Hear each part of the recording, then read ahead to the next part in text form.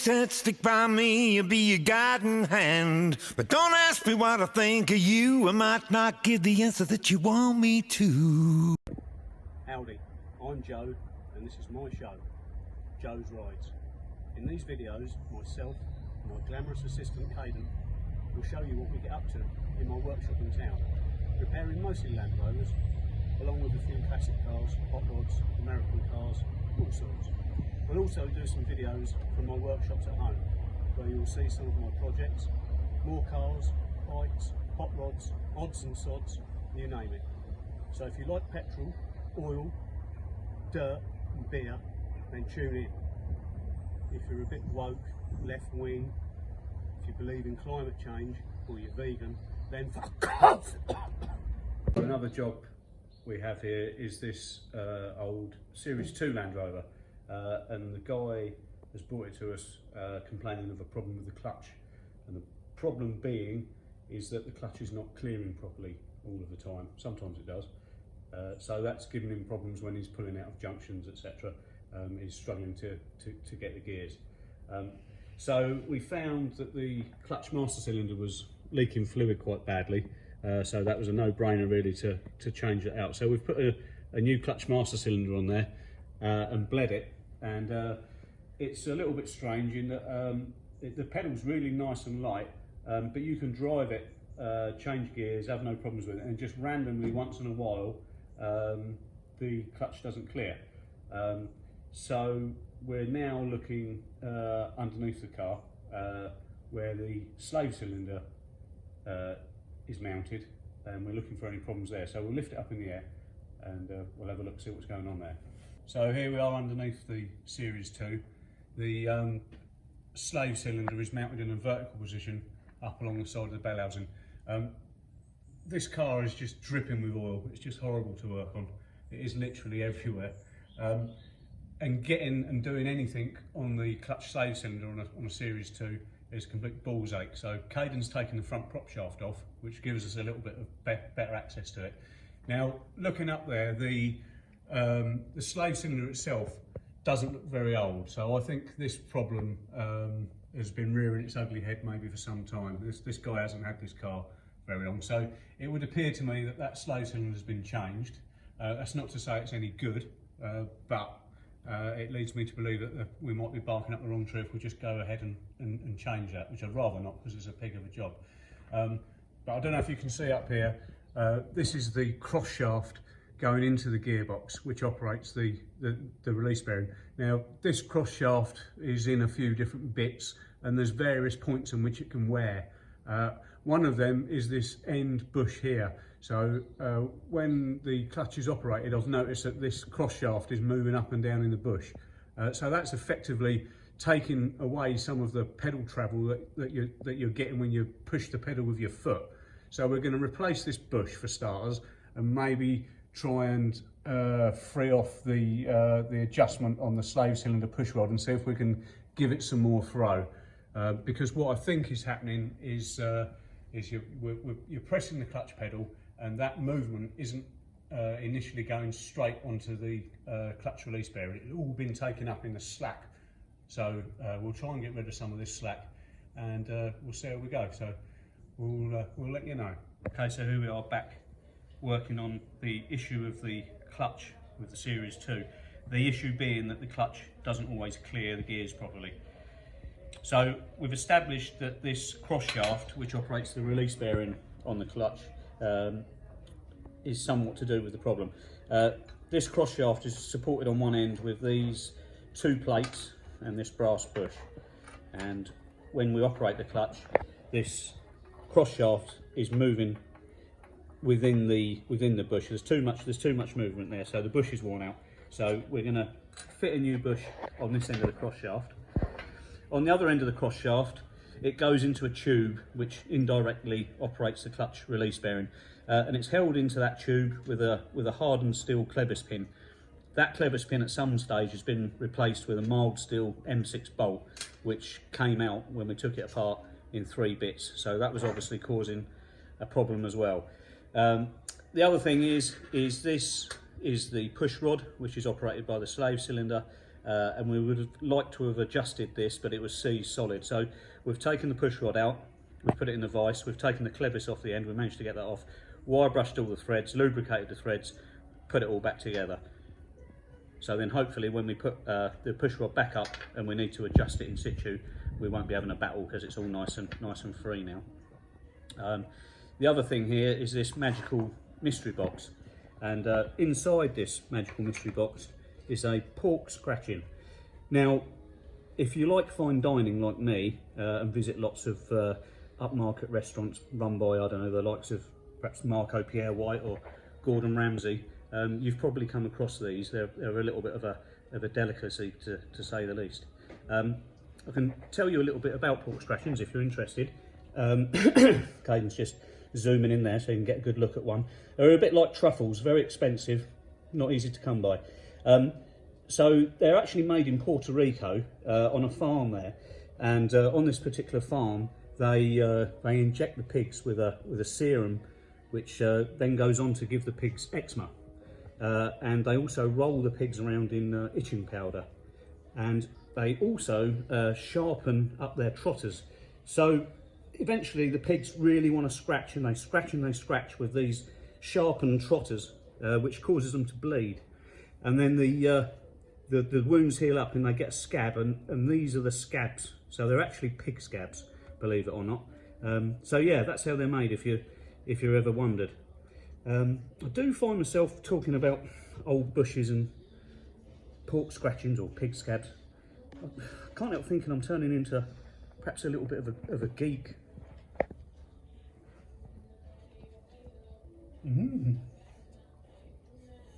Tasty. Well, it's Friday and the weekend's nearly here again.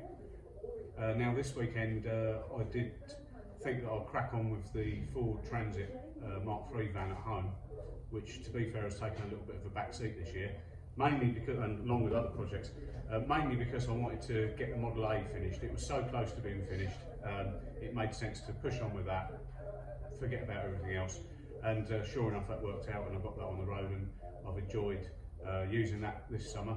And that's the other reason the van and my other projects haven't come on quite as far as I should have done, as I've been away with car and bike related things pretty much every weekend of the summer now. But here we are, winter's drawing in, the nights are getting darker, so it'll give me the opportunity to get myself in the shed and crack on with those aforementioned projects that need my attention. So yeah, I was going to get in the shed tomorrow and crack on with the van, but Disco Dave, a mate of mine, he invited me to a beer festival this weekend. Now, I thought about it and thought, well, I really do need to do this van, and then I realised, of course, I'd made the wrong decision, so I'll be going to the beer festival. Any one of you that actually knows me will know that I don't like beer, it's not really my thing. But I'll be sociable. I'll go with Dave and probably just have one and then come home. So yeah, Disco Dave and the beer festival tomorrow then. You may wonder why Disco Dave got the name Disco Dave. And that goes back some time when he used to work with John Travolta, choreographing and teaching John Travolta dance moves. So yeah, John Travolta owes a lot of his disco moves to Disco Dave. Dave worked on him in films such as Saturday Night Fever, all sorts. But that all came to a bit of a head actually in the 90s, unfortunately, when John Travolta caught Disco Dave shagging Olivia Newton-John up the Gary actually, behind the bins at Collingwood Studio. So that was the end of the friendship and Dave's career really. But on that note, we will go and see him tomorrow before we go to the beer festival, because Dave's got some cool cars, so we're going to have a look at some of them, have a chat with him about those, and then yeah, off we go to the beer festival. So we'll see you there. So as mentioned before, we got a little bit of a problem with the Model A carburettor, in that it's drawing in air and making a hell of a whistling noise, which is a little bit annoying. I have pinpointed it to the gasket between the aluminium body, the float bowl of the carb, and this cast section which then bolts to the inlet manifold. So the gasket in there I think is leaking. This top gasket's very wet, and every now and again, as you can see down here on the manifold, overnight it does dribble a little bit of fuel. So it's time for it to all come off and come apart and see if we can stop these leaks. I haven't got any gaskets. We had a run out on it yesterday because it was nice and sunny, which it is today actually, but I do need to get it done. Of course there is the danger of it causing the engine to run a little bit lean as well, so nothing about it's ideal. So I'll take that off this morning, and I have a friend who repairs carburetors and does carburetors in town. He will almost definitely have the gaskets. It's surprising what he does have, or if not, he'll get them for me.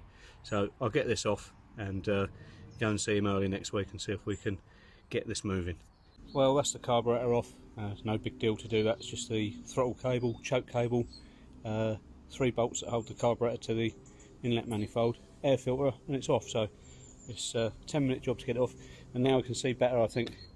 It's this gasket here, between this cast flange and the body of the aluminium body of the carburetor that's leaking. So we'll get it apart and go and see my mate next week and see if we can sort some gaskets on it.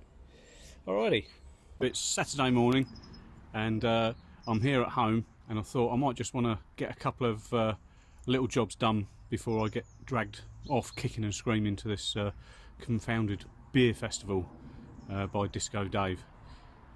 So as well as the carburetor leak on the Model A, I've also got a cracked passenger side window.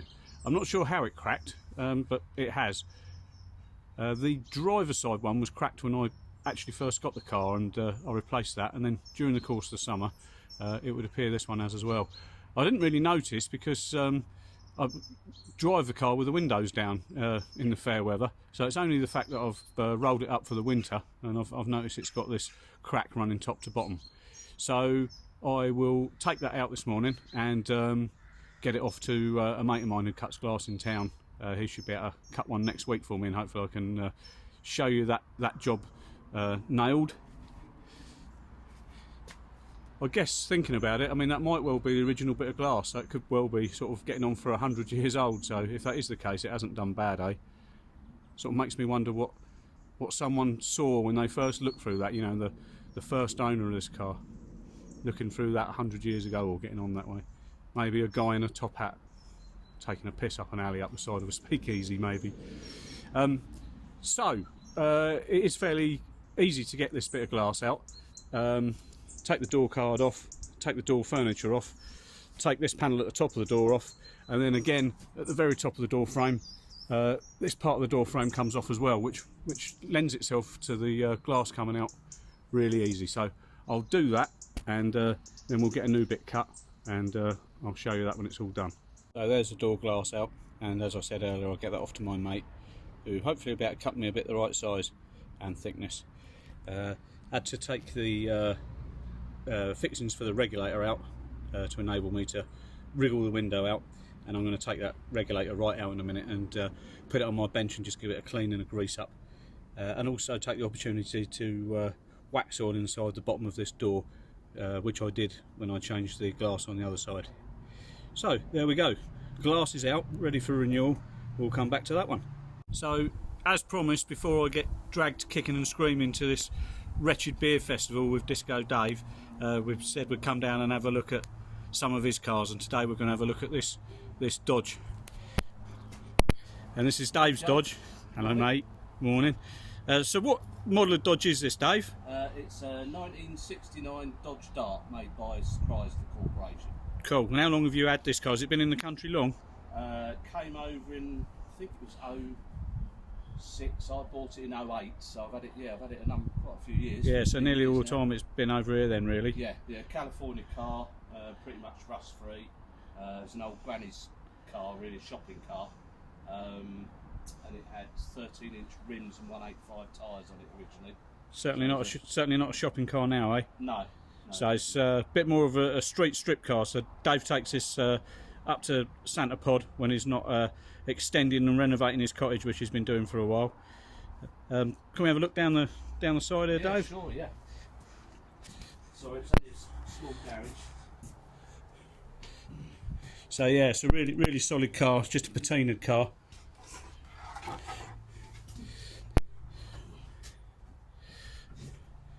I'll get Dave to open up the bonnet and we'll have a look under there in a second. Hood. Hood, Oh, Jack, yeah, hood. indeed. Absolutely. I nearly said hood, but... Well, that's nice. What engine's that, Dave? That's a small block Chrysler, which is a 318 cubic inch or 5.2 litres for the metric crowd. And it's pretty much stock bottom end, just some 360 heads on it, decent carb intake and manifolds. That's I it. guess the 360 heads, they got bigger valves, I guess. Yeah, bigger valves, better flowing, but I had to have them shaved to get the compression up a bit. Oh, I see. 318, so. They've got a nice alley rad there. Ali Rad, my own custom intake, which I've put in where the heater originally was. Oh, I see So that. Yeah. the engine actually breathes through the cowl vent. Oh, that's a nice 'Cause touch. this is a closed chamber on Mopar, well, most Yank stuff, Gotcha. where the original heater was. So there's a big K&N filter tucked inside. Tucked inside there. Yeah, Yeah. nice. That's a nice, neat way of doing it, eh? Yeah. Yeah, it's cool. And I'll just have a little look inside. So you've got a full cage in there, Dave, for presumably for the drag racing. Yeah, that was put in by Andy Robinson a few years ago. Lovely, neat job. That is a neat job. It's really nice. And you've got something special going on with the gear levers there. Do you reckon you could jump in and show us how they work? Yeah, sure. We'll get out of your way. Move the TV out of the way. Everyone has a telly in the garage. Oh yeah, it's the place to watch it, isn't it?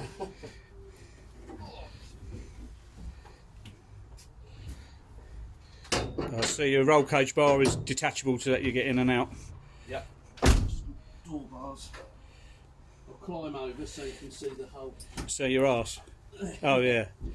Is it alright, is it? Yeah, it's a bit hairy. Is it? Oh. There's a couple of things lodged in there. I'm not entirely sure. Oh, anyway. Well, I've had a shower this morning. Oh, that's so- good. Yeah. So yeah, it's quite an interesting looking gear setup. Maybe you could tell us about that. Yeah, it's made by a guy called Brian Kilduff in the States. Had it shipped over. I think there's a few cars using it over here. But yeah, they're just known as a Kilduff shifter.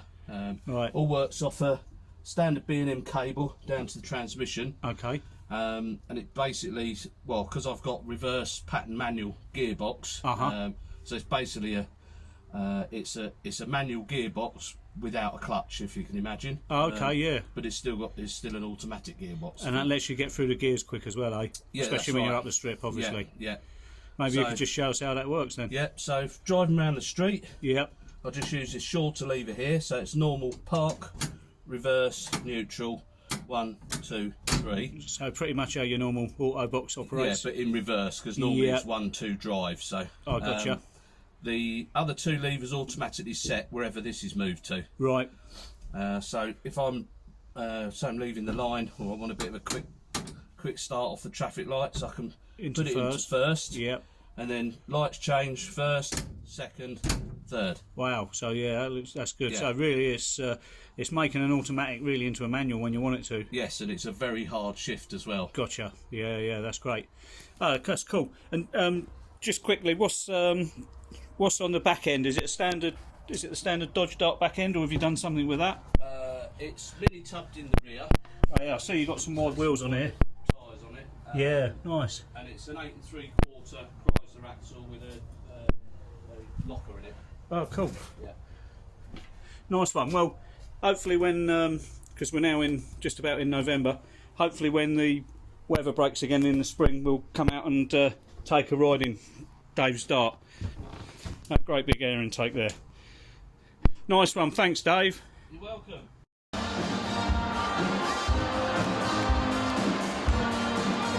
Where's Disco Dave?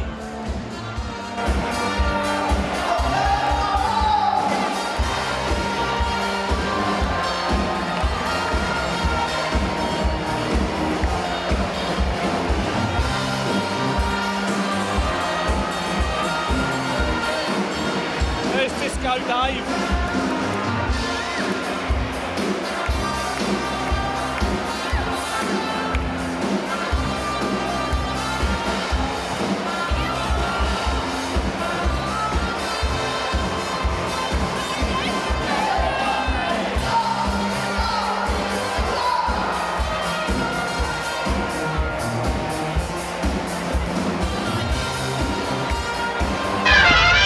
So Saturday morning again, to come around quickly.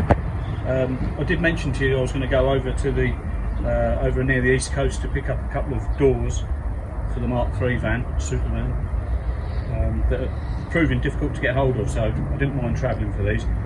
The guy who owned these doors, the guy who I bought these doors off, also owned a Mark III four-wheel drive county long wheelbase Transit. And I was rather hoping to have a chat with him about that and show you guys on the channel a little bit about that. But Storm Babbitt decided to rear its ugly head on the day that I went over to get these doors, and it was horrendous. It just took me hours and hours to get there. All the roads were flooded. It was horrific. Couldn't have picked a worse day. So when I actually got to this guy's house, you could hardly get out of the car. The rain was horizontal, and neither of us really sort of felt the urge to go and look at his van and film it, so I didn't. Anyway, so I got this door. This is one of two. This is probably the worst one. It's just got a little bit of a scab there, a few dents, but overall it's really solid and nice. So me and Caden will pop these windows out, get rid of this glue off this badge and some of the bits of trim, etc. And Caden will probably get the DA and start flattening this door down today. We won't get both done. We might not even get this one done because they just take time. I also mentioned that when I was going to go and buy these doors, I was going to stop on the way all the way back to potentially purchase a motorbike. So I did stop at that guy's house, had a look at it. He was getting on a little bit and he wasn't very well. He hadn't used this particular bike in 9 years, I think he told me. And it was just what I wanted, but when he fired it up, it's a 4-cylinder bike. It only actually run on 2 cylinders. I don't think there was a great deal particularly wrong with it, but it just made me nervous. So I did try and buy it off him for a reduced price. I had already offered him a lot less money than what he wanted for it in the first place, but we didn't strike a deal. But strangely enough, a bit of yin and yang, if anything, I think, because that night when I got home, normal thing, drank some wine, got on eBay, fatal combination I know, and found a better one just up the road, as you always do. So a lot less miles, a lot nicer bike, and on my doorstep, and for a lot less money. So I'm kind of glad it worked out that way. We'll go in the workshop now and I'll show you what I'm going to be up to this morning. So come along, Caden. Okay, so yeah, we're back on the super van. As I said in the last video, the other side, I may have said, the other side is pretty much finished bodywork wise. Caden DA'd all the roof off last Saturday, so that's done. And from where Caden's standing filming me all the way back along here, we're pretty much good to go.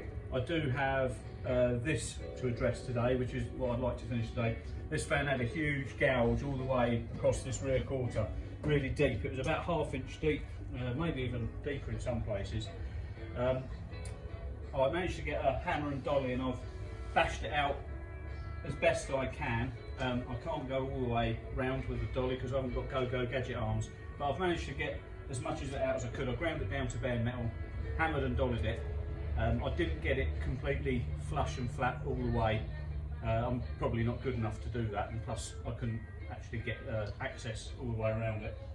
But I've got it somewhere near, so this is its first wipe of filler, and I'm going to use this body file with an 80 grit to knock this first swipe of filler down, and then we'll probably need another wipe in there, and then we'll finish it off with a finer abrasive. And hopefully today this side of the van will be another tick, which will just leave us the rear doors, which Caden's going to start on today. We'll get those done, i.e. sanded down, repaired, filler wherever needed, and then we'll get them hung, and then we'll be getting pretty close to putting some prime on this van. Okay, so I've just come out of the shed to come up here and see how Caden's getting on with this door. It's just as well we took this window out, because it's revealed all this rust on this aperture here. It's not terrible, it hasn't gone right through and perforated, but it's not good. So I've just knocked that back with a flat disc. We'd have took the window out anyway because we don't want any paint edges, and it's just the proper way of doing it. But I'm glad we did, because it's revealed that, and that would have got worse, and it would have cracked past the rubber and soon become ugly. So yeah, just as well. And not only, but also on the bottom here, this door looks perfect. Not perfect, it looked pretty good when I picked it up, and it is definitely the better one of the worst one of the two, I should say. But where Caden's been DAing the bottom of this door, I could see that there was something rearing its ugly head, and there are some holes. There's one here and one just up there. So I've just hit them back with a grinder, and the only way to deal with that properly is to cut that out, which we will do, and weld in some new metal. So yeah, maybe these doors weren't as good as what I thought. There you go. Okay, so here are the good Mark III transit doors that I went and picked up. So as we suspected, there was a couple of rust holes here, which I've just cut out. So you can see this outer skin was horrible on the back and perforated. Also, you can see that the frame itself is quite rusty. I've just scraped some loose flakes off there. Not a busting lot we can do about that, apart from I'm going to stand the door upright, and I'm going to tip some acid down into the bottom of this door frame, which hopefully will work its way in between the skin and the frame, and hopefully neutralise this rust on the frame. I think it will. I think it'll be okay. And then once we've finished sanding and perhaps priming the rest of the door, then we'll wax all down the bottom of this door and everywhere else we can in all the cavities, and hopefully it will hold up for the foreseeable future. So there you go, transit's all over. So just a quick one. The Series 2 that we're doing the work on the clutch for, I've noticed when I've been driving it in and out of the workshop that I can hear a bit of an exhaust blow from somewhere, but just a quick cursory glance underneath, everything looked fairly sound really. But I have found the problem, and the problem is this silencer box, or more to the point, the tailpipe. The silencer itself, although it looks rusty, it is really sound really. But there's a split in the exhaust just here, and this is where the rear tailpipe bracket, support bracket, goes around. So it wasn't immediately obvious where it was actually blowing from. It was actually blowing here from underneath the bracket. So as you can see, it's not going to be long before this drops in half. So I've spoken to the guy who owns the car and recommended we replace this exhaust at the same time, which we've done.